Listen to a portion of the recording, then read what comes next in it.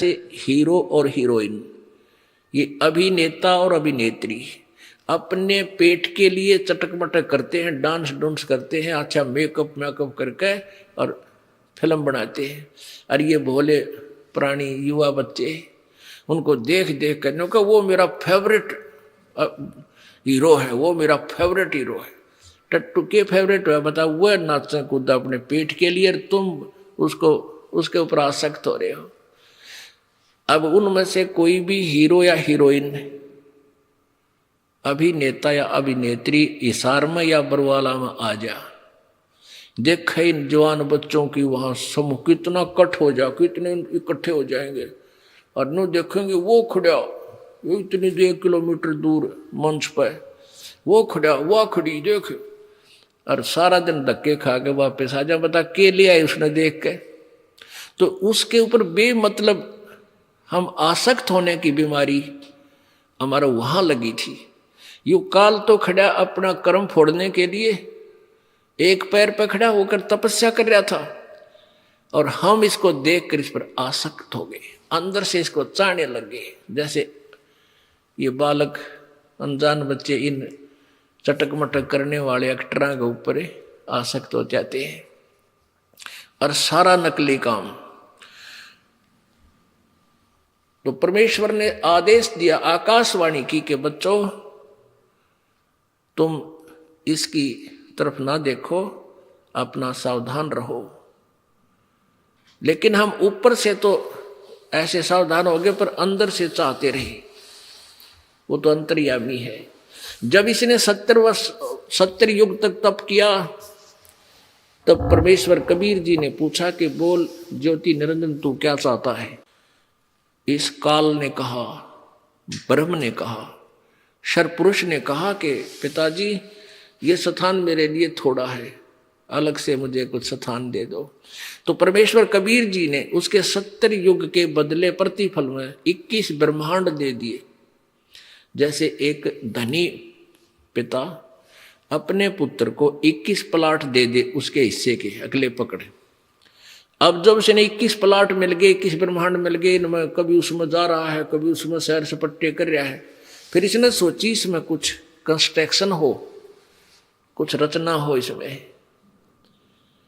इसने फिर तप प्रारंभ किया, 70 युग तप फिर किया। तो प्रभु ने पूछा तू क्या मांगता है भाई। प्लाट मांगा था, प्लाट दे दिए, ब्रह्मांड दे दिए तेरे को। ये कहता पिताजी मुझे कुछ सामग्री दे दो, मटेरियल दे दो, मैं कुछ उसमें कंस्ट्रक्शन करूं, रचना रचूं। परमेश्वर ने, कबीर जी ने इनको इस काल को 5 तत्व और 3 गुण दे दिए। अगले बेटा खेल खिलौने थे। अब इसने फिर सोचा भी मान ले इसमें मैं रचना भी कर लूंगा, मैं मकान भी बना लिया है, और उसमें बच्चे हैं नहीं तो एकला मकान में करूंगा क्या। तो इसने सोचा इसमें मेरे पास जीव आत्मा भी होनी चाहिए। फिर तप प्रारंभ किया। 64 युग जब इसने तीसरी बार तप किया, तो परमात्मा ने पूछा वो भाई क्या चाहता है, तेरे को जो मांगा था मैंने दे दिया, अब क्या चाहता है तू ज्योति निरंजन। इसने, क्योंकि हम परमात्मा के सामने सभी भिखारी हैं। आपने गीता जी अध्याय नंबर 15 के श्लोक नंबर 1 से 4 और 16-17 में देखा, ऊपर को जड़ वाला पूर्ण परमात्मा है, संसार रूपी वृक्ष का। ऊपर को जड़ तो समझ लो पूर्ण परमात्मा है, और ये तीनों देवा शाखा हैं, और डार ये ज्योति निरंजन है। जड़ से खुराक चलती है, आहार चलता है, तना में आता है, तना से डार में, डार से शाखाओं में आता है, फिर पत्तों तक पहुंचता है। यानी सबका पालन करता, पूरे पेड़ का पालन करता जड़ होती है। तो हम सभी यहाँ के भगवान भी, और ये ब्रह्मा विष्णु महेश भी, और ये ज्योति निरंजन ब्रह्म भी, परब्रह्म भी, सभी उस परमात्मा के आगे भिखारी हैं। तो इसने कहा पिताजी मुझे कुछ आत्मा दे दो, मेरा एकले का दिल ना लगता। परमेश्वर बोले नहीं भाई, नहीं, ये आत्मा मेरे शरीर से निकली है, मेरे बच्चे हैं, ये ना दूं तेरे को किसी कीमत भी। हाँ तने और प्लाट चाहते हो और ले ले और दे दूंगा ब्रह्मांड 10-20 तो न चाहते हो। वो कहने लगा नहीं जी मुझे तो आत्मा चाहिए गुरुदेव परमेश्वर पिताजी।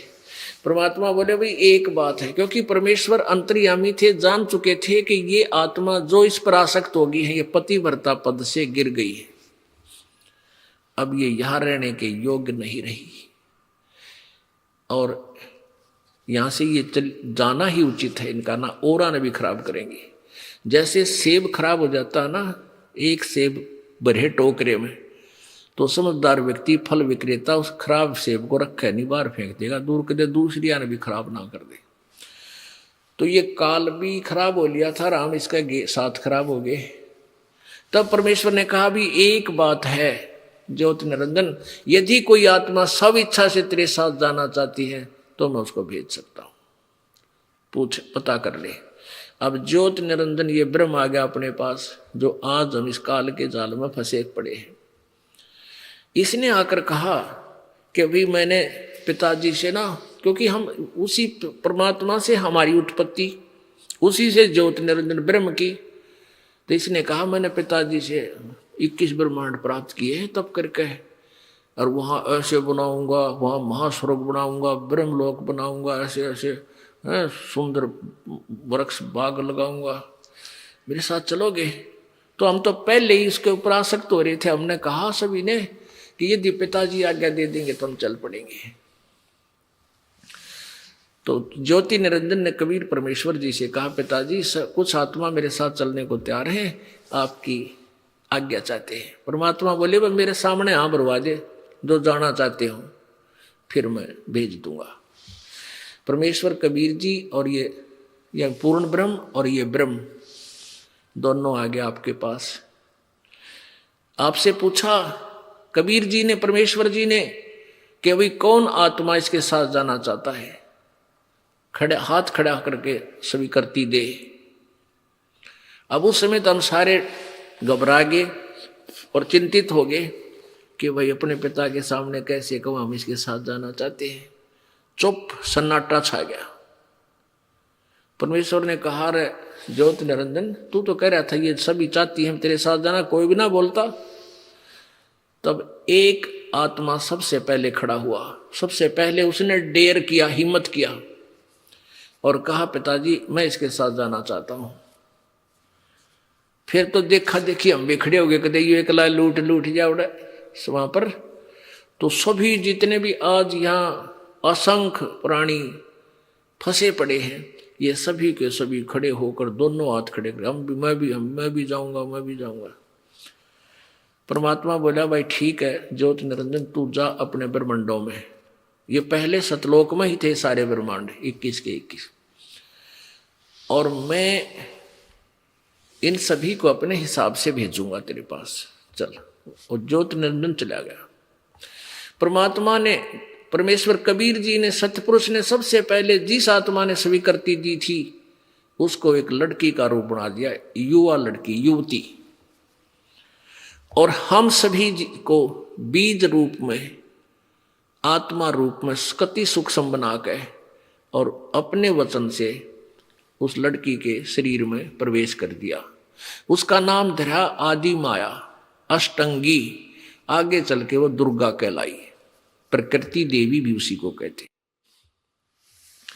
अपने पुत्र सहजदास से, उन 16 में से जो मुखिया थे, एक से कहा कि जा बेटा तू अपनी बहन को ज्योति निरंजन के पास छोड़या, उसको बता देना कि मैं, परमेश्वर ने कहा कि जा बेटी अब तेरे को मैंने शब्द शक्ति दे दी है, वचन शक्ति। जितने जीव ज्योति निरंजन कहे तू वचन से बोल देना, उतने ही युवा बालक जैसे भी तू धारणा करेगी वैसे ही बच्चे वहां उत्पन्न हो जाएंगे।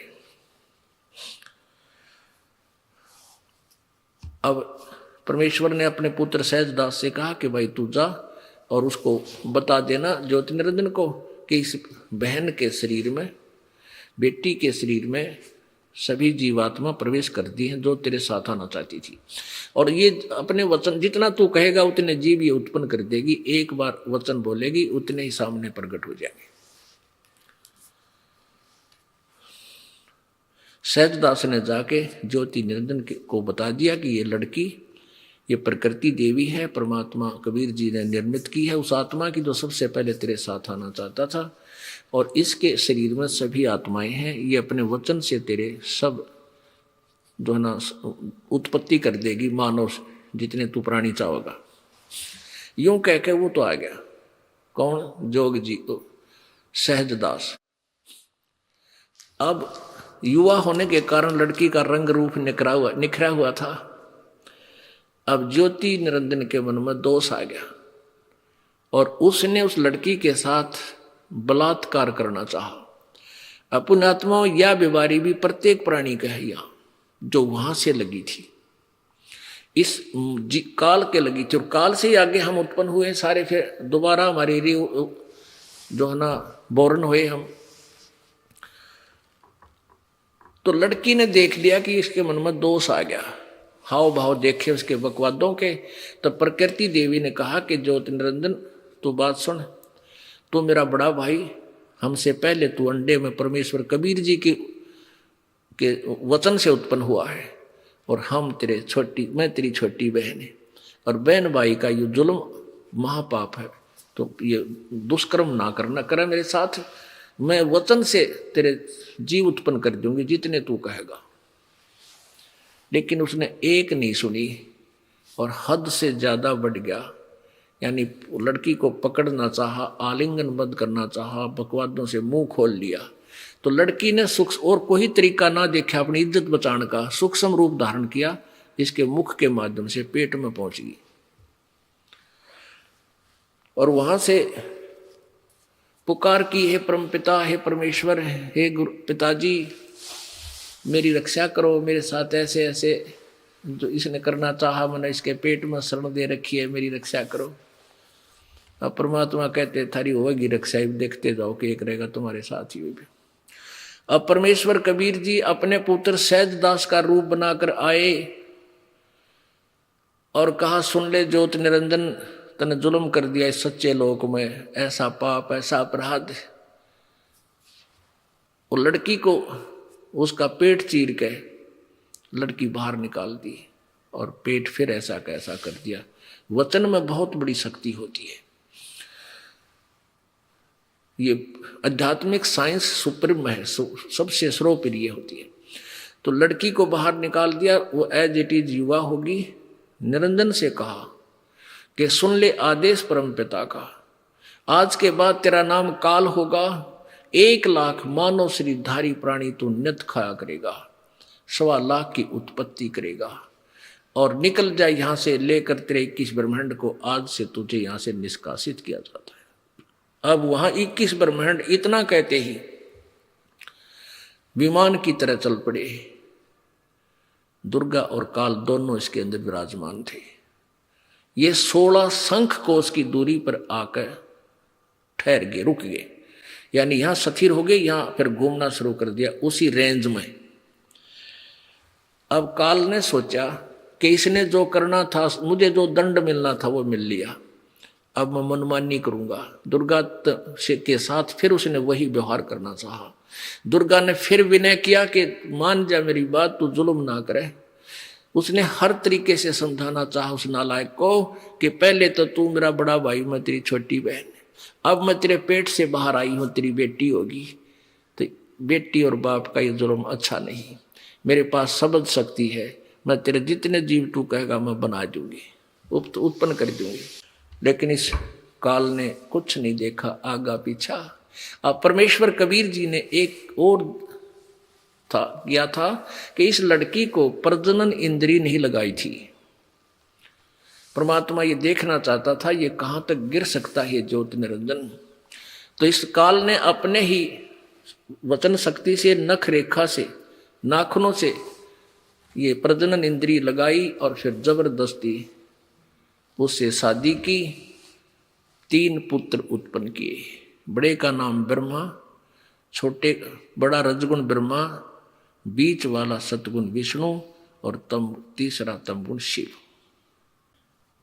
अब पुण्यात्माओं, ये तो दास ने सुना दी मौखिक वर्बली कथा आपको। और इस कथा को सुनकर जो पहली बार सुन रहा होगा वो मन मन में पता नहीं कितने खरपतवार उसका पैदा होंगे, कितनी शंकाएं उत्पन्न होंगी, क्या चीज गपोड़ पेल दिया, घर की कथा गढ़ दी, ये हमने कदे सुना नहीं, कहीं पढ़ा नहीं, अब आपको सुना दिया, अरे पढ़ के भी दिखा दूंगा। और परमात्मा ने 600 वर्ष पहले कहा था, धर्मदास ये जग बोराना और कोई न जाने पद निर्वाण, यही कारण मैं कथा पसारा, जग से कहिए वो राम नियारा। यही ज्ञान जग जीव सुनावो, सब जीवों का भरम नसावो, अब मैं तुमसे कहूँ चिताई, तेरे देवन की उत्पत्ति भाई। इन तेरे तीनों भगवाना का जन्म कैसे हुआ ये बताता हूँ। कबीर जी कह रहे, कुछ संक्षेप कहूँ गहुराई, सब संशय तुमरे मिट जाई। संक्षिप्त में बता दूंगा, तेरे सारे संशयों का नाश कर दूंगा। भरम गए जग वेद पुराना, आदि राम का भेद न जान्या। आदि राम का, सबसे पहले वाले प्रभु का किसी ने पता नहीं। राम राम सब जगत बखाने, आदि राम कोई बिरला जाने। ज्ञानी सुने सो हृदय लगाई, मूर्ख सुने तो गम ना पाई। समझदार व्यक्ति सुनेंगे इस कथा को तो समझ जाएंगे भाई बात तो सच्ची है, क्योंकि प्रमाण दिखाए जाएंगे आपको। और मूर्ख सुने तो वो नहीं समझाने होगा, झूठ बोला झूठ बोला। किसके विषय में कहेंगे? परमात्मा क्या बता रहे हैं परमेश्वर कबीर जी? माँ अष्टंगी पिता निरंजन, ये जम दारुण वंशन अंजन। पहले कीन निरंजन राई, पीछे से माया उपजाई। कीन के माता पिता, माता अष्टंगी दुर्गा है, त्रिब्रह्मा विष्णु महेश की, और पिता ज्योत निरंजन है। और पहले कीन निरंजन राई, पहले ही अंडे से निरंजन को उत्पन्न किया और पीछे से या दुर्गा बनाई, माया उपजाई। पहले कीन निरंजन राई, पीछे से माया उपजाई। माया रूप देख अति शोभा, देव निरंजन तन मन लोभ्या। सुंदर लड़की देख के इस भगवान काल निरंजन का मन में दोष उत्पन्न हो गया, इस पर आसक्त हो गया।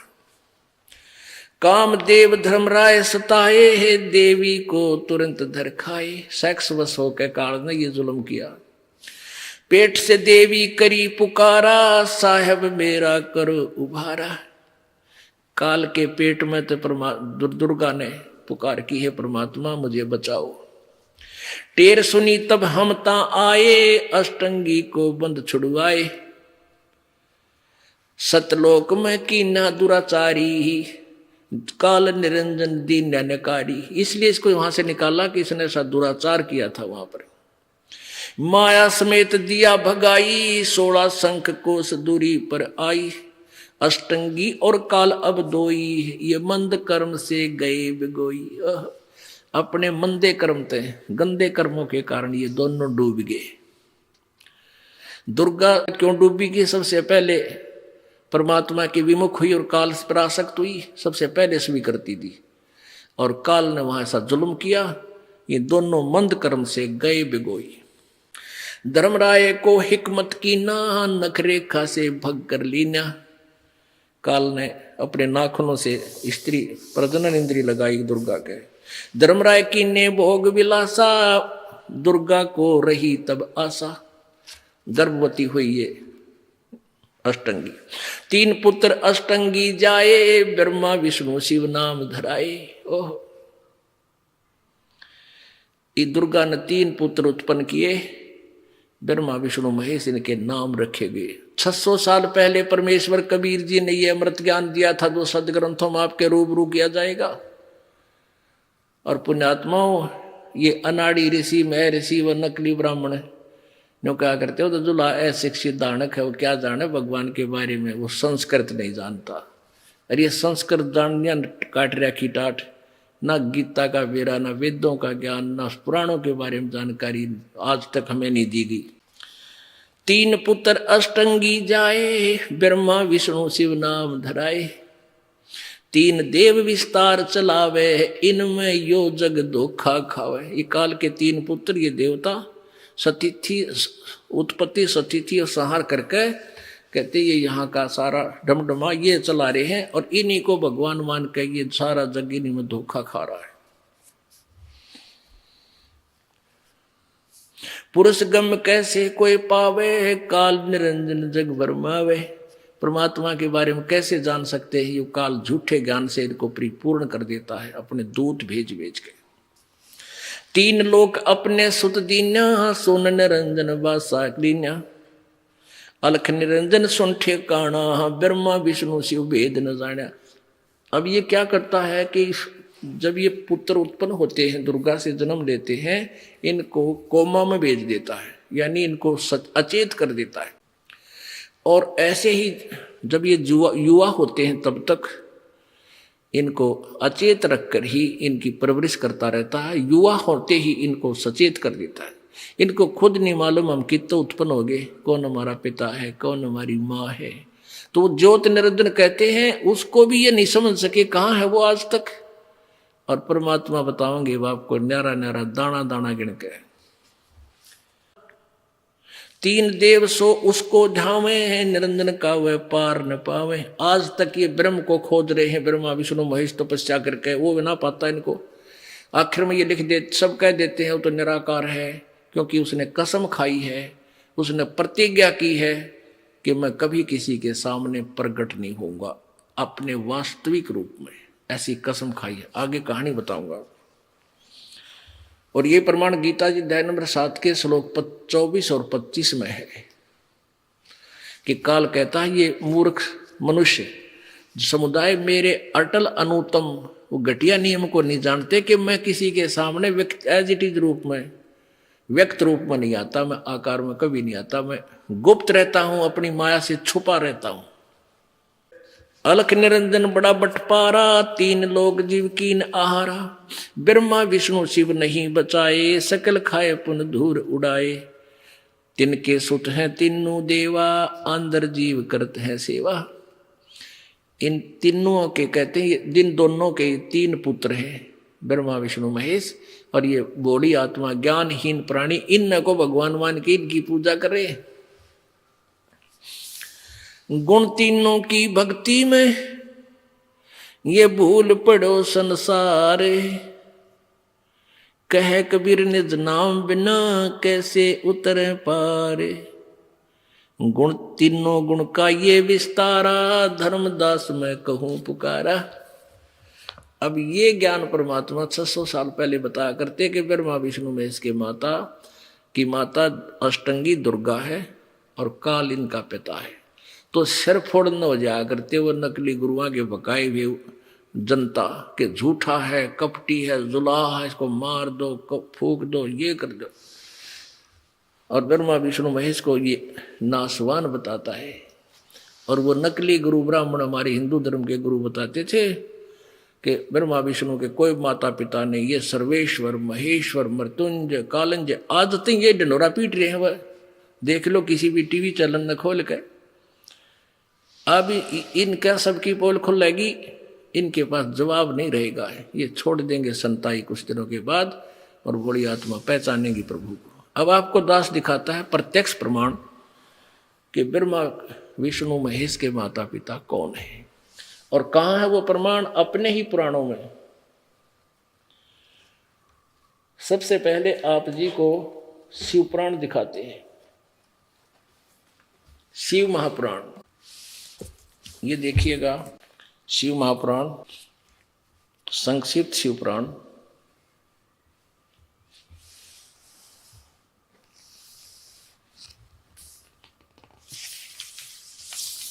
संक्षिप्त शिव पुराण, इसके संपादक है हनुमान प्रसाद पोदार। ये कहाँ से छपा है? गीता प्रेस गोरखपुर से। पुणात्माओं, गीता प्रेस गोरखपुर से प्रकाशित जो पुस्तक है वो पवित्र हिंदू समाज को मान्य है। नो डाउट, कोई संदेह की गुंजाइश नहीं है कि जो इसमें लिखा हो फाइनल है। प्रकाशक है और मुद्रक गीता प्रेस गोरखपुर, गोविंद बनु कार्यालय, कोलकाता का संस्थान। अब इसके 98वें पृष्ठ से आपको दिखाना प्रारंभ करते हैं। देखिएगा, ये है रुद्र संहिता और संक्षिप्त शिवपुराण, पृष्ठ 98। नीचे देखिए, इसका रुद्र संहिता का 5वां अध्याय।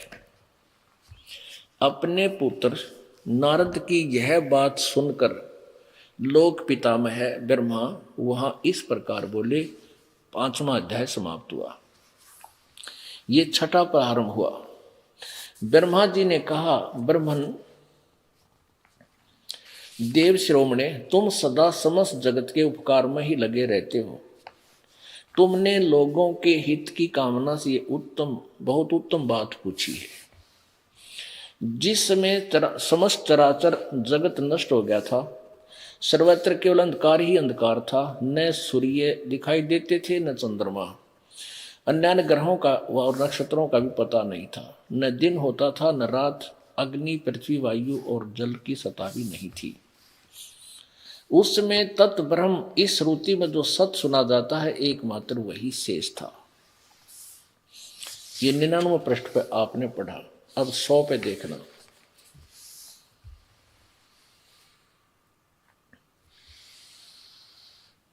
जिस परब्रह्म के विषय में ज्ञान और अज्ञान पूर्ण उक्तियों द्वारा इस प्रकार ऊपर बताए अनुसार विकल्प किए जाते हैं, उसने कुछ काल के बाद द्वितीय की इच्छा प्रकट की। उसके भीतर एक से अनेक होने के संकल्प उदित हुआ। तब उस निराकार परमात्मा ने अपनी लीला शक्ति से अपने लिए मूर्ति यानी आकार की कल्पना की। इसने निराकार मानना है, ये ब्रह्म है, और आकार में क्यों कराया? वो जो मूर्ति रहित परब्रह्म है उसकी मूर्ति भगवान सदा शिव है। अर्वाचीन और प्राचीन विद्वान उन्हीं को ईश्वर कहते हैं।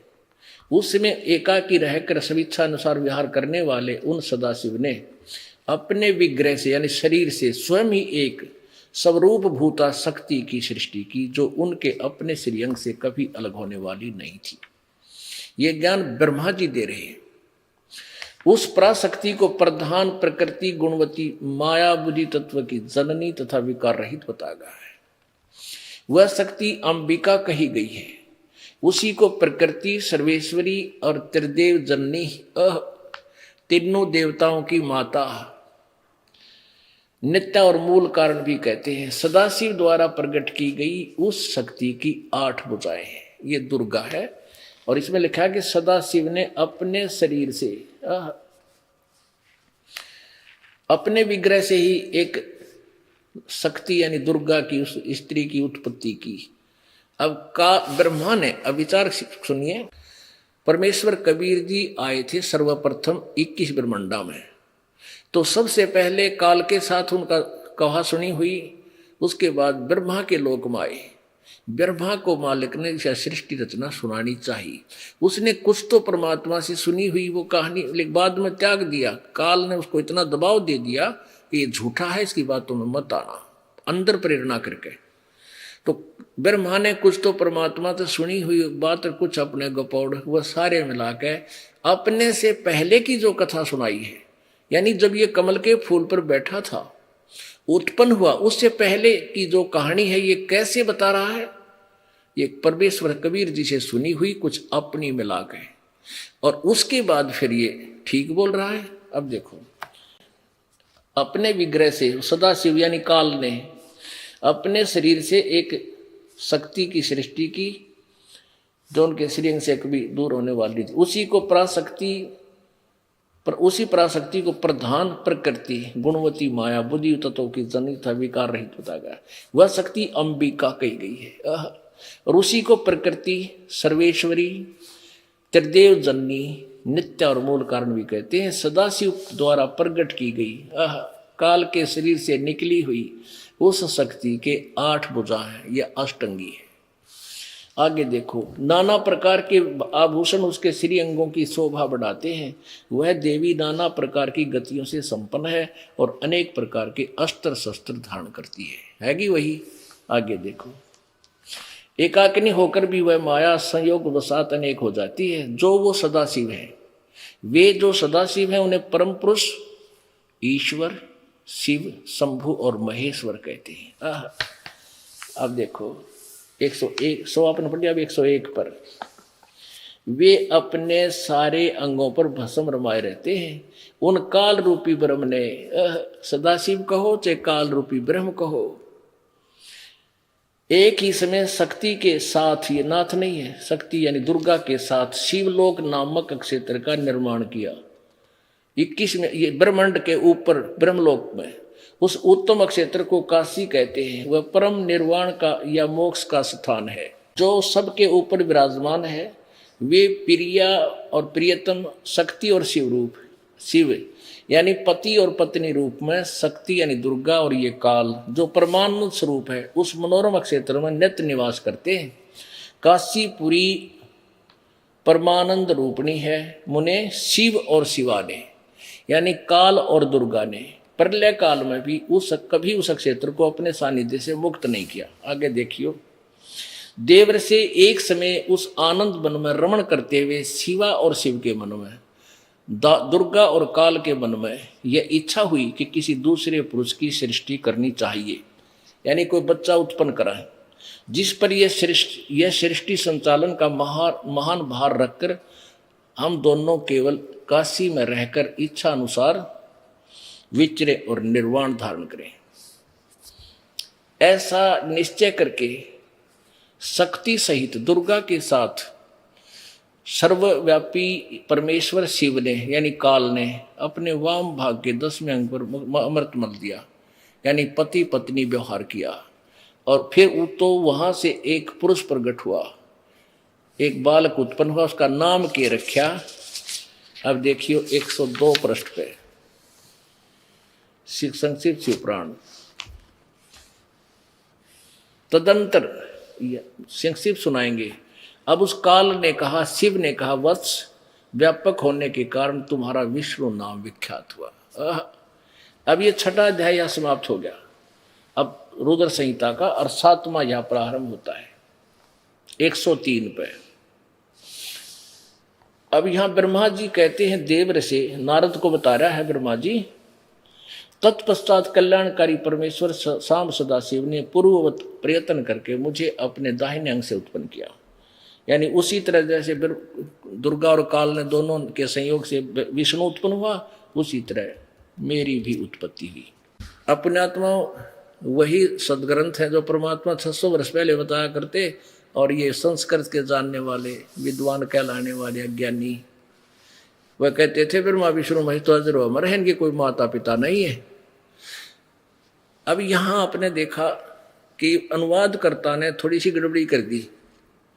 इसने सोचा शिव से शिव की उत्पत्ति कैसे लिखूं, कैसे अनुवाद कर दूं, लेकिन मूल संस्कृत में स्पष्ट है। फिर भी इसमें आपको दिखाते हैं 110 पृष्ठ पे कि ब्रह्मा विष्णु महेश से अलग चौथा है वो काल। ये 9वां अध्याय रुद्र संहिता का शिव पुराण, ये 110 पृष्ठ संक्षिप्त शिव पुराण। इस प्रकार ब्रह्मा विष्णु और रुद्र इन तीनों देवताओं में गुण हैं, यानी रजगुण ब्रह्मा, सतगुण विष्णु, तमगुण शिव जी, परंतु शिव गुणातीत माने गए हैं। वो चौथा, यानी इन तीनों से अलग है ये काल, ये सदाशिव, ये इसका पुत्र है शिव, अपने स्वरूप में इसने उत्पन्न किया है। अब ये और प्रमाण क्लियर आपको देंगे ये सिद्ध करने के लिए कि ये ब्रह्मा विष्णु महेश से अलग है और ये ब्रह्मा विष्णु महेश इसके बेटे हैं। अब देखना, यही शिव पुराण, ये विद्वेश्वर संहिता अध्याय नंबर 10, इसमें देखिएगा। एक बार ब्रह्मा और विष्णु जी का झगड़ा हो गया। किस बात पे? ब्रह्मा जी कहता है मैं तेरा बाप, विष्णु जी को विष्णु कहता मैं तेरा बाप, दोनों का झगड़ा हो गया, युद्ध हो गया।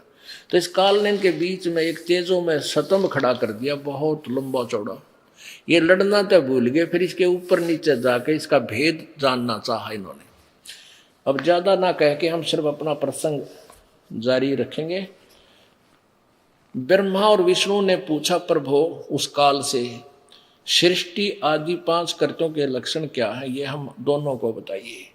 भगवान शिव बोले, यू काल बोला, मेरे कर्तव्यों को जान समझना अत्यंत गहन है, तथापि मैं कृपा करके तुम्हें उनके विषय में बता रहा हूँ। ब्रह्मा और ये अच्युत यानी ये विष्णु सृष्टि, पालन और संहार, तिरोभाव और अनुग्रह, ये मेरे 5 ही जगत संबंधी कार्य है और जो नित्य सिद्ध है।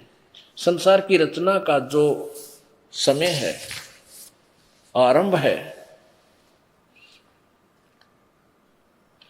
उसको सर्ग या सृष्टि कहते हैं। इब काल बता रहा है ब्रह्मा विष्णु को, पुत्रो ए बेटो, तुम दोनों ने तपस्या करके प्रसन्न हुए मुझ परमेश्वर से सृष्टि और सतिथि नामक 2 कृत्य प्राप्त किए।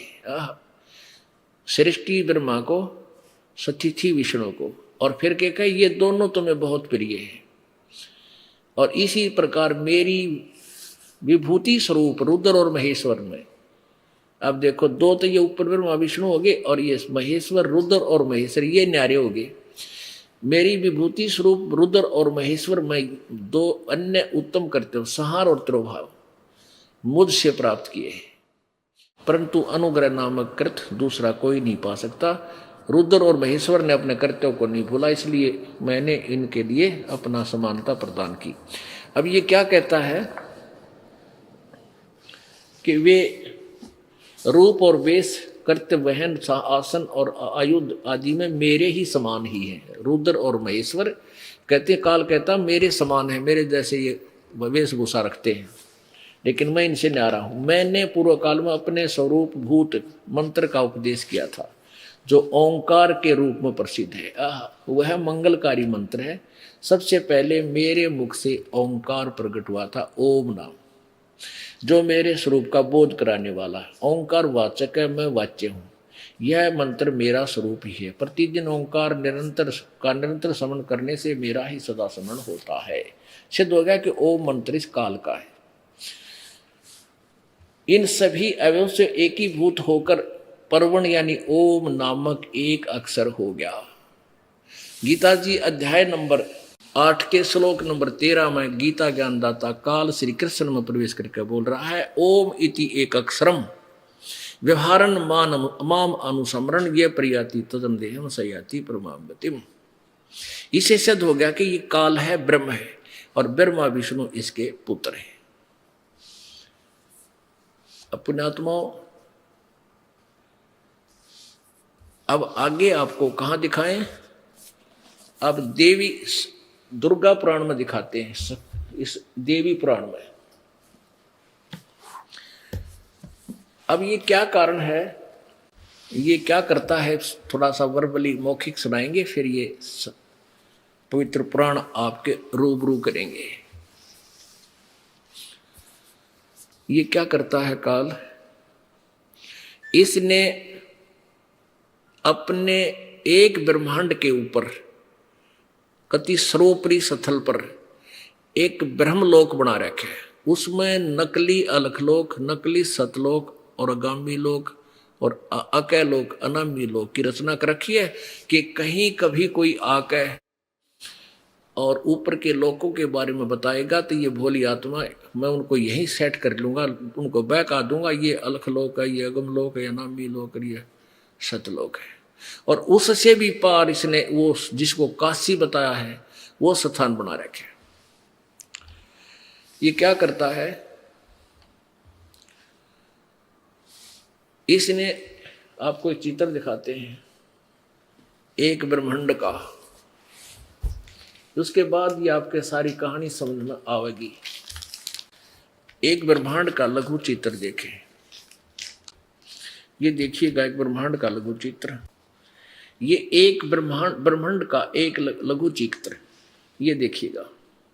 ये एक अंडे की शेप में है पूरा ब्रह्मांड, ये देखिएगा। ये एक अंडे की यानी एलिपिकल शेप में है, इसलिए इसको अंड भी कहते हैं, इसको ब्रह्मांड भी कहते हैं। पिंड शरीर भी इसी का रूप है। शरीर के अंदर ये सब रचनाएं आप टेलीविजन की तरह देख सकते हो अपने कमलों में। इसलिए पिंड ब्रह्मांड अंड इसी को कहते हैं अंड। अब यहाँ क्या है कि इसमें ये नीचे एक पाताल लोक है, ये सूतल रसातल तलातल ये अन्य लोक है, ये पृथ्वी लोक है, ये स्वर्ग लोक है और नरक साथ में है, ये धर्मराय का लोक है, ये यहाँ मानसरोवर इसने अपना बना रखा काल, और ये श्री शिव का लोक काल के पुत्र का तमगुण शिव का, और ये ब्रह्मा जी का रजोगुण ब्रह्मा जी का लोक, ये सतोगुण विष्णु जी का लोक, ये इनकी राजधानियां हैं। यहाँ बैठकर के ये तीनों भगवान इस पाताल लोक पृथ्वी लोक और इस पाताल लोक के जीवों को कंट्रोल करते हैं। इस काल ने ये एक अलग से ब्रह्मलोक बनाया है, ये अलग स्थान है ब्रह्मलोक। इसमें यहाँ इसने एक महास्वर्ग बनाया है अलग से, ये इसमें इस महास्वर्ग का राजा महेंद्र का द्वीप महाइंद्र, ये फिर नकली सतलोक, नकली अलखलोक, नकली अगमलोक, नकली अनामी लोक यहाँ बना रखे हैं। इसके बाद इसने ये सब यहाँ एक और बंद बना दिया, और इसके बाद ये यहाँ रहता है जहाँ ये दुर्गा को इसने यहाँ 3 स्थान बना रखे हैं, एक तो रजोगुण प्रधान क्षेत्र, एक सतोगुण प्रधान क्षेत्र और एक तमोगुण प्रधान क्षेत्र। अब इसमें जब ये इस सतोगुण प्रधान रजोगुण प्रधान क्षेत्र में आते हैं, दुर्गा को ये सावित्री रूप बना लेता है और स्वयं ब्रह्मा रूप धारण कर लेता है।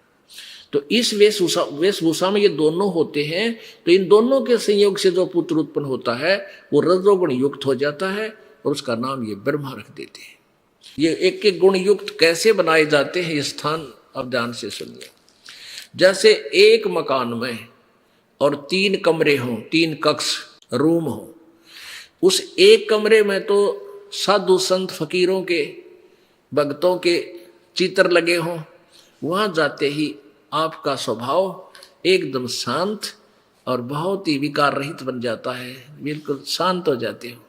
और एक कमरे में लगे हैं अश्लील चित्र, अर्धनग्न शरीर, तो उसमें जाते ही आपके अंदर अपने आप उथल पुथल शुरू हो जाएगी, वो गंदी विचार उत्पन्न हो जाएंगे, उसी तरह आपका शरीर स्वभाव बन जाएगा।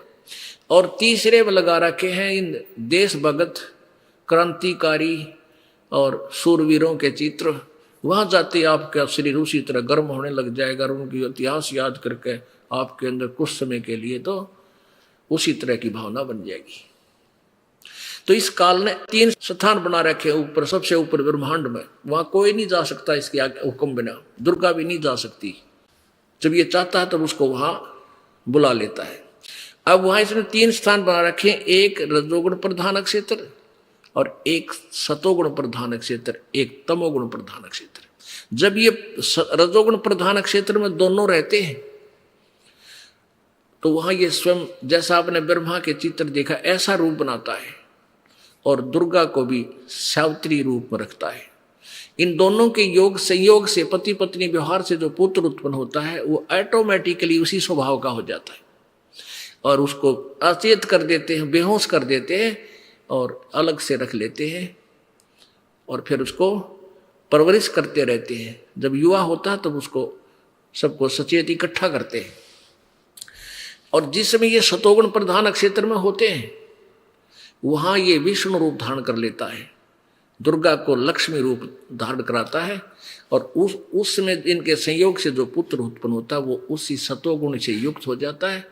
और तीसरे स्थान पर ये शिव के रूप में रहता है, जैसे ऐसे ही जटा बढ़ा ली, गले में सांप डाल लिए और दुर्गा को पार्वती रूप बना लेता है। इन दोनों के संयोग से पति पत्नी व्यवहार से जो पुत्र उत्पन्न होता है वो तमोगुण युक्त ऑटोमेटिकली हो जाता है, उसमें स्वभाव जन्म से हो जाता है। एक घर में एक लड़का छोटा सा बालक चोरी करा करता, चोरी करने लग गया और नाम भी ले रखा उसने, तो उसकी दादी ने नाम ले रखा, लड़के ने भी नाम ले लिया, लड़के की मां ने ले लिया और उसका पिताजी चोरी करा करता। तो वो लड़का नाम भी ले लिया, 1 साल हो गया, फिर भी वो छोटी मोटी चीज किसी की ठा लिया हुआ, चुरा लिया हुआ, 8 7 10 1 वर्ष का बच्चा हो गया। तो उसकी दादी ने शिकायत करी कि महाराज जी ये चोरी नहीं छोड़ता। जब हम घर घर जाया करते थे सत्संग करने, मैंने उस बच्चे को बुलाया, अब बेटा तू चोरी क्यों करता है, तू भक्त है, तेरा नाम खंड हो जाएगा। कहने लगा महाराज जी पता नहीं मेरे ऐसी हुक किसी उठे है जनो इस चीज ने ठाकर भाज लो। मैं बोला बेटा ये त्याग दे बुराई। तो फिर वहां बताया उन्होंने कि इसका पिता चोर है और वो भी चोरी करता है, और उस बच्चे का के अंदर वो गुण पिता वाला विद्यमान है। अब बाद में तो उसने त्याग दिया, खैर परमात्मा कहते हैं उसमें परिवर्तन आ ही जाता है। अच्छे परमात्मा की महिमा सुनने से बाद में उस बालक ने छोड़ दिया। तो उस पिता के गुण उसमें विद्यमान थे, वो चोरी वाले। ऐसे ही जिस भी स्वभाव से जैसे ही वहां रहता है, काल उसी स्वभाव के बालक उत्पन्न करके रजगुण ब्रह्मा बना देता है, सतगुण विष्णु, तम गुण शिव जी। अब ये दास ने आपको एक चित्र दिखाया।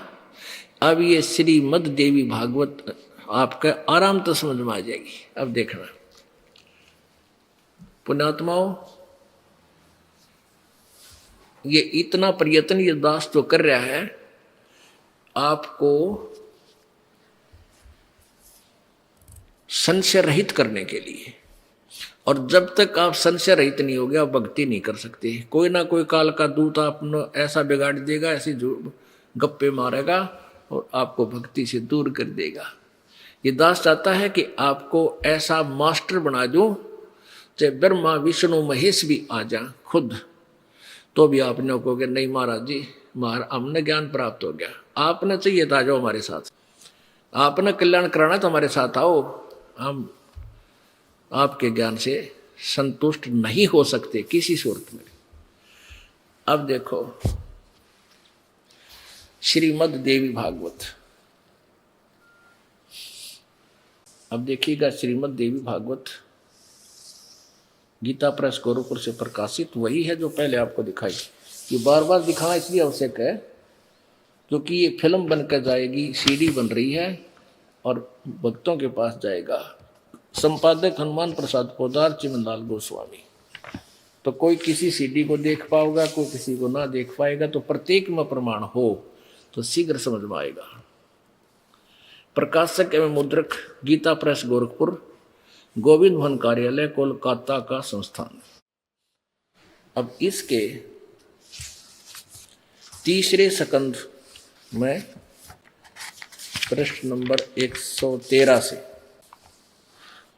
श्रीमद देवी भागवत तीसरा सकंद पृष्ठ 113 है। जन्मे जय ने पूछा भगवान आपने अंबा यज्ञ अर्थात परम पवित्र नवरात्र व्रत करके उसके द्वारा देवी की आराधना करने की आज्ञा दी है, अतः वे कौन देवी हैं, कैसे और कब प्रकट हुई, यानी कब उसका जन्म हुआ, उनके पधारने का क्या उद्देश्य है, तथा वे किन गुणों से विभूषित है, अंबा यज्ञ किस प्रकार होता है, उसका कैसा स्वरूप है। ब्रह्मन साथ ही विस्तार पूर्वक ब्रह्मांड की उत्पत्ति भी कही है, क्योंकि भूदेव ब्रह्मांड के विषय में जो कुछ कहा गया है वह जैसा जो है वे सभी बातें आप जानते हो। मैंने सुना है ब्रह्मा विष्णु और रुद्र ये तीन सगुण देवता हैं।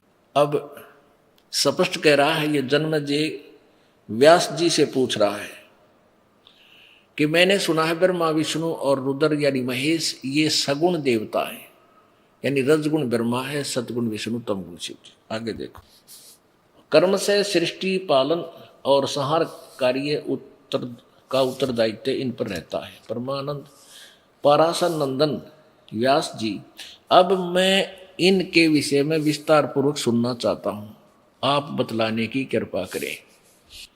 व्यास जी कहते, राजन तुम्हारी बुद्धि बड़ी विशाल है। अभी तुमने जो पूछा कि ब्रह्मा आदि की उत्पत्ति कैसे हुई, अब ब्रह्मा आदि माने ब्रह्मा विष्णु महेश की उत्पत्ति कैसे हुई, सो वह महान कठिन विषय है। इसमें अनेक प्रश्न उठ जाते हैं। यही प्रश्न पूर्व समय में मैंने नारद जी से किया था। मैंने कहा, मुने आप बुद्धिमान हैं और मुझे यह बताने की कृपा कीजिए कि इस विस्तृत ब्रह्मांड के प्रधान कर्ता कौन है। मुनिवर, यह ब्रह्मांड कहाँ से उत्पन्न हो गया।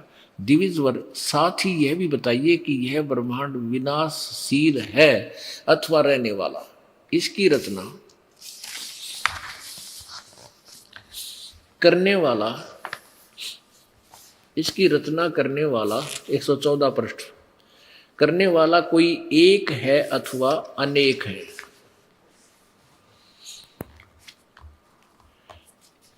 बहुत से इसके रचयिता हैं। कर्ता के अभाव में कार्य होना असंभव है, यह प्रश्न मेरे मन में उठता रहता है। कुछ लोग भगवान शंकर को परम कल्याण कारक मानकर जगत का रचैया बतलाते हैं। वे कहते हैं कि देवादिदेव भगवान शंकर अविनाशी पुरुष हैं, उनका कभी जन्म और मरण नहीं होता। वे आत्मा में रमण करने वाले हैं, वे देवताओं पर भी उनका शासन रहता है। तीनों गुण रहते हुए भी उनसे वे निर्लिप्त रहते हैं। वे संसार रूपी सागर के उद्धार करने के लिए सदा तत्पर रहते हैं। अतः वे सृष्टि शक्ति और संहार के आदि कारण हैं। दूसरे लोग भगवान विष्णु की प्रशंसा किया करते हैं। वे शक्तिशाली पुरुष, अव्यक्त, अखिल ऐश्वर्य से संपन्न परब्रह्म परमात्मा है। उनकी कृपा से भक्ति मुक्ति दोनों सुलभ है, वो दो जाती हैं। ऐसे ऐसे दूसरे लोग ब्रह्मा जी को सृष्टि का प्रधान कारण बतलाते हैं। कितने ही आचार्य भवानी यानी दुर्गा को संपूर्ण मनोरथ पूर्ण करने वाली बतलाते हैं। वे आदि माया महाशक्ति एवं परम पुरुष के साथ रहकर कार्य संपादन करने वाली प्रकृति है। ये ध्यान रखना कि प्रकृति दुर्गा को कहते हैं। ये गीता जी में काम आओगा आपका, जब ब्रह्मा विष्णु महेश की उत्पत्ति गीता जी में दास दिखा होगा। ब्रह्म के साथ यानी काल के साथ उनका अभेद संबंध है, यानी पति पत्नी रूप में रहते हैं। वो अर्धंगी है इसकी। वे सृष्टि सतिथि और संहार कार्य में संलग्न रहती है। संपूर्ण प्राणियों एवं देवताओं की भी जननी है, उनका कभी जन्म और मरण नहीं होता। वैष्णवी, सांभवी, ब्रह्मी, वासवी, वारुणी, वाराही, नरसिंही एवं अद्भुत महालक्ष्मी उन नामों से विख्यात है।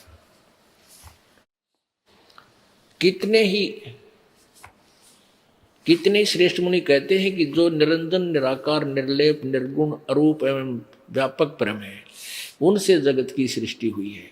कहीं कहीं वेद और उपनिषद में भी वे ही ब्रह्म तेजों में बतलाए गए हैं। वे प्रधान पुरुष हैं, हजारों मस्तकों, हजारों कानों, हजारों हाथों, मुखों, चरणों का संपन्न है। आकाश विष्णु का चरण है, यह बात स्पष्ट रूप से कही गई है। विद्वान पुरुष शांत निरंजन विराट पुरुष को ही प्रधान बताते हैं। कुछ दूसरे प्राचीन रहस्य के जानकार लोग उन्हें पुरुषोत्तम कहते हैं। आगे देखो,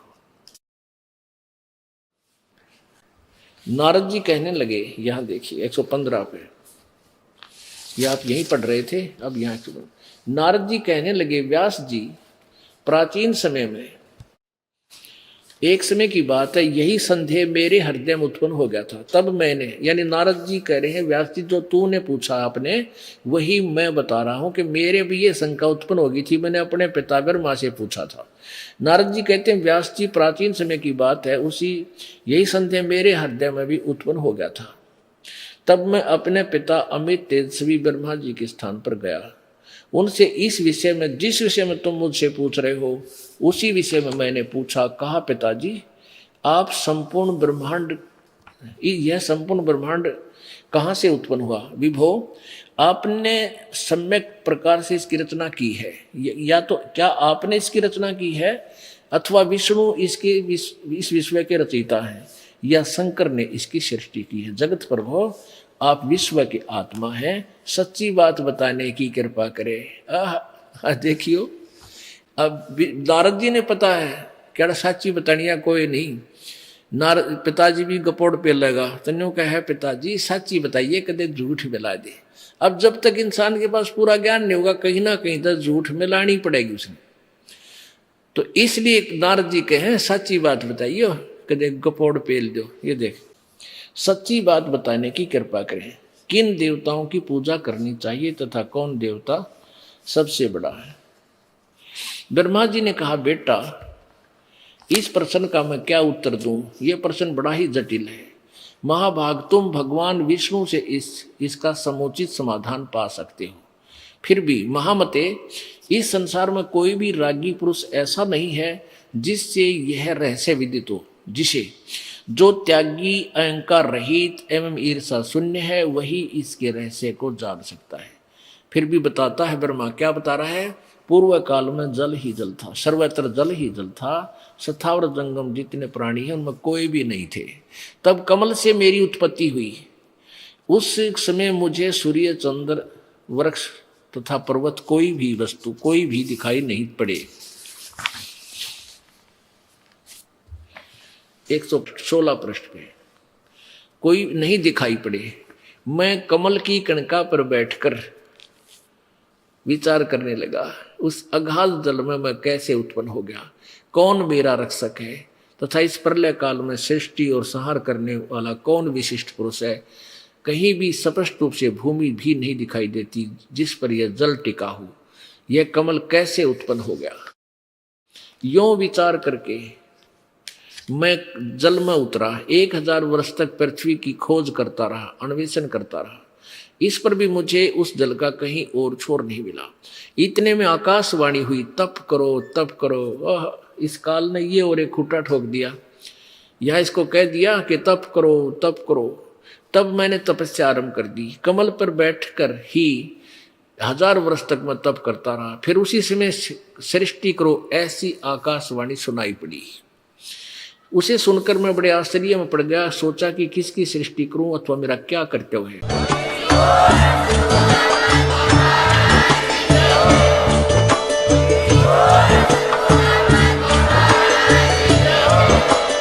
आप सुन रहे थे जगत गुरु तत्वदर्शी संत रामपाल जी महाराज जी के मंगल प्रवचन। अधिक जानकारी के लिए विजिट कीजिए हमारी वेबसाइट www.jagatgururampalji.org। संत रामपाल जी महाराज जी के शुभ आशीर्वाद से पूरे विश्व भर में 500 से भी ज्यादा नाम दीक्षा केंद्र हैं, जिन पर संत रामपाल जी महाराज जी द्वारा ऑनलाइन निशुल्क नाम दीक्षा दी जा रही है। अपने नजदीकी नाम दीक्षा केंद्र का पता करने के लिए संपर्क करें 8222880541।